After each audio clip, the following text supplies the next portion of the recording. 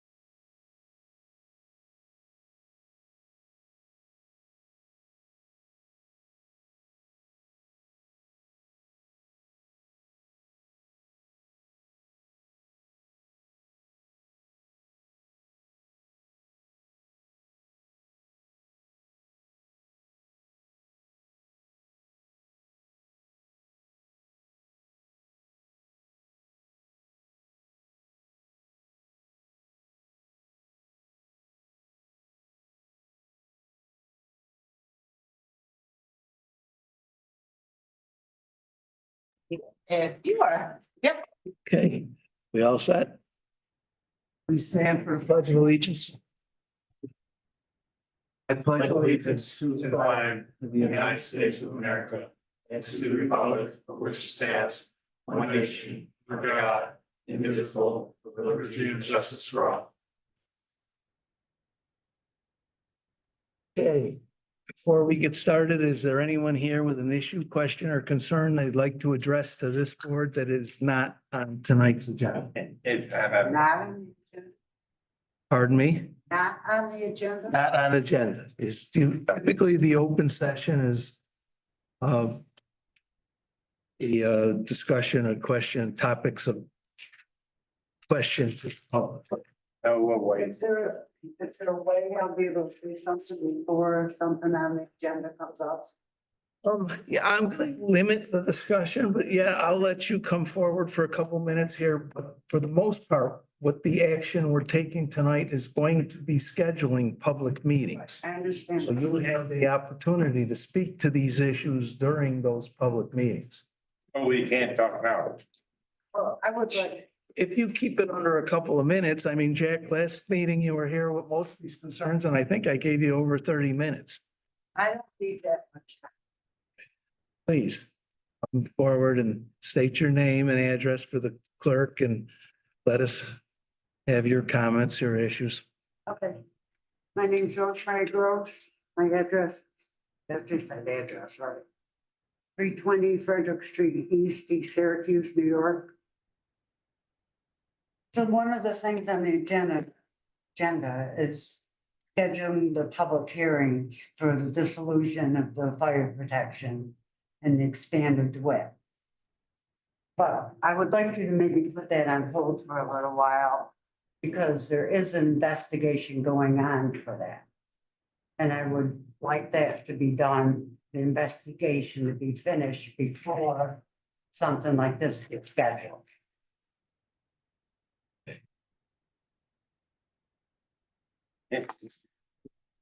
I believe that, again, this board is looking to schedule a public hearing somewhere. I understand that, but why take the time to do the public hearings until the investigation has been concluded? We have been not noticed by any legal authority of a Well, investigation. just take my word for it, it's happening. Yeah, but once we have received notice of some legal standing agency or organization performing an I investigation. heard you the last time when I said something, but Understood. it's gone farther now. Okay, that was when it was first, I first was in touch. Now it's gone farther now. The only comment I'll make is that there's in excess of 25,000 residents in the town of DeWitt. On any given day, there's an excess of 45,000, possibly closer to 50,000 individuals that come to the town of DeWitt for industrial, commercial, business purposes to work here. All of those individuals at any given point in time in a given day, over 70,000 individuals in the town of DeWitt are affected, would be impacted by fire protection services. This board is conducting itself in a manner that they feel is in the best interest of the future town of DeWitt and the protection of those 70,000 individuals. Maybe it should have been put to a vote to the people. Since you've got that many people. Again, this board's elected to represent those 25,000 residents, and Whether we they feel, agree or disagree. we, you know, again, I'm not gonna go back and forth. Again, I'm just saying that we believe we're acting in the benefit of the majority of those 70,000 residents. Or individuals. I'm just asking you to be cognizant of things that are happening. That maybe you should just put that on hold until the investigation is over. It could go in your, I don't know which way it's gonna go. Yeah, You know, I'm just saying it's happening. And I would like you to put that on hold yeah, until it happens. and your request is duly noted. It will be, Thank you. it will be in the record. And maybe you guys ought to think about that too, when he, if he does go ahead with the vote. You know, to think that until the investigation is over. And that's for all of us. Thank you. Okay. Anyone else? I just have a few questions. My name is Michelle Rourke. I live in Franklin Park on Lindale Court. And it has come to my attention that it will be staffing Station 2 with one engine. Is that correct? Because East Syracuse Fire Department did it with 2 engines, ladder truck, heavy rescue, with 4 guys staffing 1 engine. Yeah, at the public hearing, this information will be available, but That's too late, well, right now, isn't it? right now, there is 1 pumper and a light rescue It will be operating out of Station 2. So what happens when engine 8 at Station 2 goes out for maintenance? There's no backup. Again, there is, the DeWitt Fire District has plenty of equipment. And they are looking. That's being paid for much more money than East Syracuse originally asked for. East Syracuse is You know, charging you us have the been same equipment in, over and over. okay, you work for us. We don't work for you. We were not asked about this. This was not brought to a vote. We weren't even asked for an opinion before you went behind closed doors and made this decision. This is why people don't trust politicians. Amen. All right. Is there anyone else that would like to ask this board a question or address with a concern or an issue? With that, I will ask the clerk to take the roll. Supervisor Michael Lanco, Here. Counselors Alex, Here. Fiorenza is not here, Dueling, Here. Hood. Here. Mannion Here. and Ruckdeschell. Here. Okay. All right. Fire and Parks laborer, right? Yeah, we have a position open for parks maintenance laborer. Sean Belcher has been with us for 5 years part-time. Recently graduated from Portland and knows all the aspects of the job. Has been working with us for the past month, helping upstairs with the construction, sidewalk plowing, you name it. Sean is able to do it. So we'd like to bring him on at step 10 at 2282. And actually make his official full-time start date of tomorrow. Any questions about Sean? Any questions from the board? I'll entertain a motion from Jack, a second from Max. And you got the numbers? Yep. I'll call for the vote. All in favor? Aye. Opposed? Abstained? Motion's carried. Thank you. Thank you. Okay. I'll entertain a motion to schedule a public hearing for the dissolution of the East Syracuse Fire Protection District. On March 25th, 7 p.m. March 25th, Tuesday, March 25th, 7 p.m. Tuesday, March 25th at 7 7 p.m. p.m. Entertain a motion from Carrie. Second. Jack. Call for the vote. All in favor? Aye.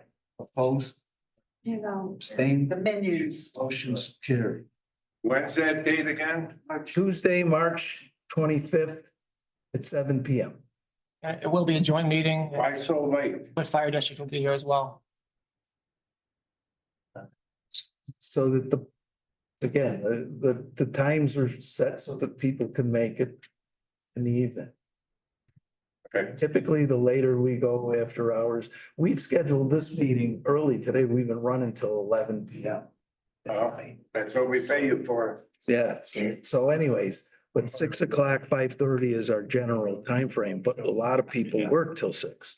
So the 7 o'clock time frame is typically easier for folks to get to. I'll entertain a motion to schedule a public hearing on the expansion of the DeWitt Fire District March 25th, 7 at p.m. March 25th at 7 p.m. I have a motion from Jack and a second. Carrie, I'll call for the vote. All in favor? Aye. Opposed? The menus again. Abstained? Motion's carried. Okay, I'll take a motion on the board minutes of January 27th. Max, a second from Carrie. Any discussion? I'll call for the vote. All in favor? Aye. Opposed? Abstained? Motion's carried. Okay, I'll entertain a motion to accept the check registers and want the January and first half of February. A motion from Sarah, second from Carrie. I'll call for the vote. All in favor? Aye. Opposed? Abstained? Motion's carried. Okay, we have a number, and this is where our list is actually longer of both personnel and contracting issues that we're going to enter into executive session. Is there any reason to need to stay in the public session? Any updates from the board? Yeah, there was one thing for our next meeting. I would like to schedule just one additional public hearing for the 24th relating to the Yeah. zoning map for the James Street overlay. It's just the final piece. We'll be able to finish that change. The local law puts the overlay in place and then the map will show simply where the overlay is. Okay, so we have, that's right, we have a public hearing scheduled for the law. We have a public hearing scheduled for the definition. Now we need a public hearing to accompany them And for we the have law. fee schedule. or for the Now, map. the Fourth one, so this is 6:20. So we're gonna schedule two. No, successive- one more. One more for the February map and- 24th at 6:20. That's for the zoning map amendment, Angela, Okay. Okay, for so- James Street, James Street. right, so I have a motion from Max to set that public hearing Monday, the 24th, 6:20 PM. Yes. Do I have a second? Jack, I'll call for the vote. All in favor? Aye. Opposed? Abstain? Motion's carried. Any other updates? Yes, Counselor Alex and I did attend the last Springfield Gardens, tenant meeting. And at that meeting, Sharon Sherman mentioned that the owner will be in town, in March. And Angie, if you can put this on the schedule, she said she would set up a meeting for you and me to, Yeah, I've seen emails exchanged, but nothing definitive. No. Yeah, so as long as, and Bernard, certainly if you wanna, we can have three of us. yeah. It's not a, that's fine. That's good as well. Oh, yes. But when the owner does come in town, Elliot Reed. I did. Kind of keep an eye on it, Ange. I did email him, Yeah, she's contacted, we reached out. We haven't heard anything. heard anything. Right. And, sorry, go ahead. No, I'll stay on Sharon too, because Sharon said. she- And additionally, just a consideration of conversation with code enforcement. They keep saying that, you know, the money, we don't have the money. Well, if people are paying the rents as they are, they deserve quality housing. They need to get slapped with greater penalty for these infractions. And until they begin to feel it, obviously, there isn't much that's gonna cause them to move any faster. Other than, you know, some kind of punitive way. Still dealing with the boilers are out, and still dealing with cold and no hot water, and still doors that are not locked, and garbage and mildew and sewage. I mean, come on, they just to continue the rhetoric and the talk without some kind of action, you know, as they have said off record, that they do what they do in the city of Syracuse a little bit more expeditiously because they know that Syracuse is gonna hit them. Do it, they're like, what's gonna happen? So, and it is an unfair treatment to the people. I say again, subsidized housing does not mean subpar housing. And this is below standard. Pit bulls, everything, it's deplorable. Was anyone from planning and zoning in attendance the last time that you met? Yes, yes. Did they, Derek was there and. They are doing a phenomenal job in responding to the calls, and people now don't feel the fear of, you know, eviction or retaliation. They're calling, they're putting in the complaints. But again, the fixes just aren't happening fast enough they're or at all? they're cheap, they're not done the standard, they're not done to any kind of thing that any of us would take with somebody coming to work in our home. You know, bubble gum and toothpaste. So It's just bad. It's an issue of follow with us that we need to carry this through the courts. Yes, and that's the only thing that is going to, until he decides I'm gonna take out some money to get this, to get it up to par. I mean, the same boiler issues keep every week. The boilers are going out. You don't have hot water, or you won't have hot water until 8 or 9 o'clock in the morning, after you let it run long enough for it to then to begin to heat up. However, Chief Spencer was there as well. I think since we've, as a town, have paid a little more attention, I think it's improved a little bit. I think it's hit bottom. We're not far from the bottom. Y'all are. I think with Derek really staying in touch with them. Rocco, like I said, he's been over there several times to try and clean up what he can. I think there's a path. Now we just gotta get to the owner Yeah. to say, And hey, Derek is, we've done everything we can do. Now this owner has to step up and start to make some improvements. Derek went on record as he shared, he sent out a letter in the comparison of what, where he was to where there not much difference in a rate of pay or of rent. And he said that the work is, of the people that they're bringing in to do the work, is just, I don't think that they're skilled in the, they're not skilled workmen. These are hirelings that they get that come in and do something, and ceiling is still caving in, and it's so bad. I mean, as he said, it's better, at least they have a light bulb.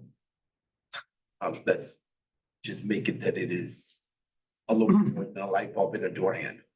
Are the apartments full up there or are they vacancies? Not there. Not really. They got plenty of They vacancies. got Or vacancies. do they?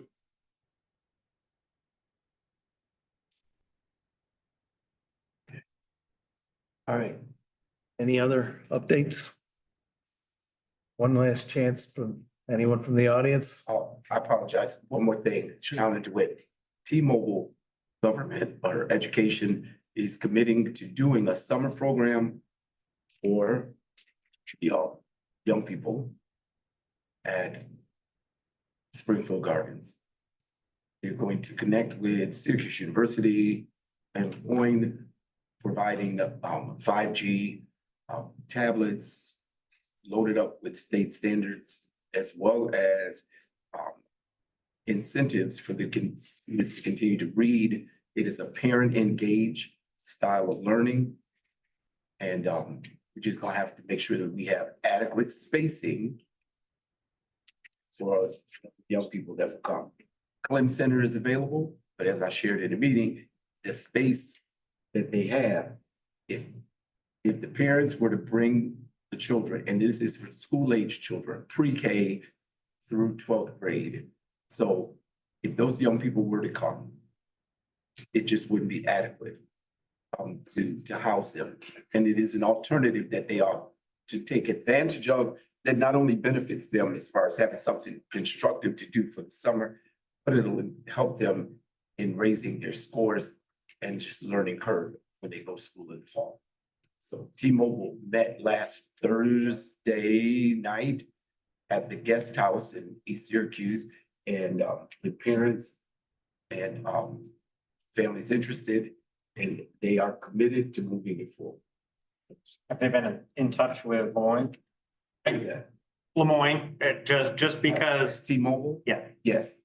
just because especially during the summer, Lemoyne has been a very good partner for making space available, things like that. Yeah. I would agree that the Clem Center is inadequate space for a project that is going to, to get a sufficient number of students, you'd want to see more than could fit in the center. Yeah, the Clem Center is one of the issues that we have with the owner. Yeah, Yeah. absolutely. All right, again, thank you. I'll entertain a motion to enter. Yes, Scott?